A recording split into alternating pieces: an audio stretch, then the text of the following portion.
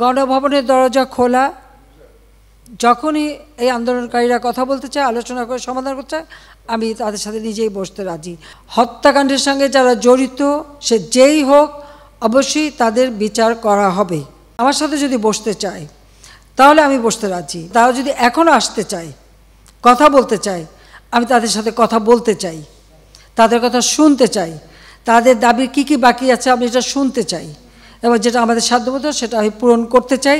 আমি এই সংঘাত চাই না। তারা যদি বসতে চায় আমার সঙ্গে, এই আন্দোলনকারীরা, কোটা আন্দোলনকারীরা, আমি তাদের সাথে বসবো, তাদের কথা শুনবো, তাদের দাবি দেওয়া এ পর্যন্ত যা মেনে নিয়েছে আরও কিছু আছে কিনা সেটা হয়তো শুনতে হবে। এবং আপনাদের সামনে আমি বলতে চাচ্ছি, যেটা দেশবাসীরও জানা উচিত, যে আমি কখনোই আমার দরজা বন্ধ করিনি।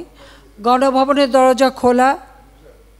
যখনই এই আন্দোলনকারীরা কথা বলতে চায়, আলোচনা করে সমাধান করতে চায়, আমি তাদের সাথে নিজেই বসতে রাজি। আমি আবারও বলছি যে আন্দোলনকারীরা যদি আলোচনা করতে চায়, আমি এখনও রাজি। যে কোনো সময় তারা আসতে পারে, আলোচনা করতে পারে, দরকার হলে তাদের গার্জিয়ানদের নিয়েও আসতে পারে। সার্বজনীন পেনশন স্কিম, এটা কিন্তু 2008-এর নির্বাচনী স্তরে আমাদের ছিল যে আমরা এটা করব। আমরা বহু সময় নিয়ে এটা অনেক চিন্তাভাবনা করে সার্বজনীন পেনশন স্কিমটা আমরা চালু করেছি, এবং সেখানে কিন্তু বিভিন্ন শ্রেণীর মানুষের জন্য বিভিন্নভাবে সুবিধা আমরা দিয়েছি।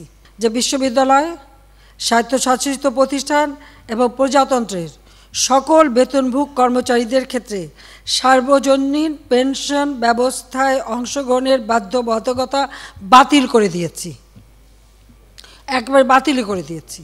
বিচার বিভাগে যে তদন্ত কমিটি করেছিলাম, আমি কিন্তু কারো দাবির অপেক্ষা রাখিনি, কারণ আমি চাই যারা এর সঙ্গে জড়িত সে যেই হোক, সে পুলিশই হোক বা অন্য যে কেউ হোক, যারা অস্ত্রধারী, যারা এই ধরনের ঘটনা ঘটায়, তাদের সকলেরই তদন্ত হোক, বিচার হোক। এবং এই যে সমস্ত জ্বালাও পোড়াও সবগুলি, শুধু ঢাকা না, যে কয়টা জায়গায় এই ধরনের ধ্বংসাত্মক কার্যকলাপ হয়েছে সেগুলি যেন তদন্ত করে যথাযথ বিচার হবে।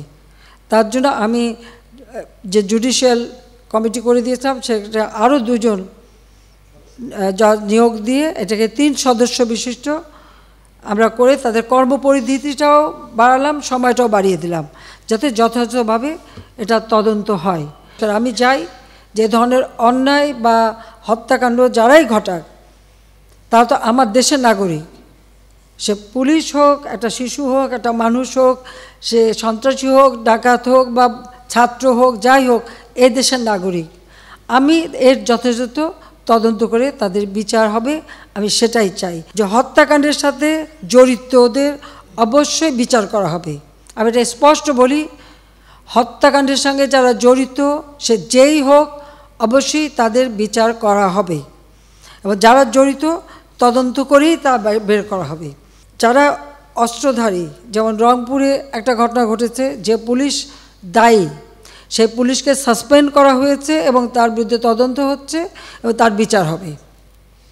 ইতিমধ্যে কিন্তু সেই পুলিশ রংপুরের যে হত্যাকাণ্ডটা, তার আমরা সাসপেন্ড করে দিয়েছি, তাকে কিন্তু সাসপেন্ড করা হয়েছে।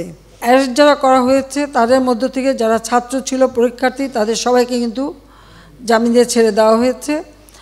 আর সাথে সাথে আমি এটাও নির্দেশ দিয়েছি যে এর ভিতরে যারা নিরীহ আছে তাদের সবাইকে, এবং ছাত্র যারা একেবারে খুনের সাথে জড়িত না বা এই সমস্ত ধ্বংসাত্মক কাজের সাথে জড়িত না, তাদেরকে মুক্তি দেওয়া শুরু করবে, এবং সেটা শুরু হয়ে যাচ্ছে। যারা যারা দোষী ঠিক তাদেরকে চিহ্নিত করে তারা থাকবে, কিন্তু বাকিরা যাতে মুক্তি পায় সে ব্যবস্থাটা কিন্তু আমরা করে দিয়েছি।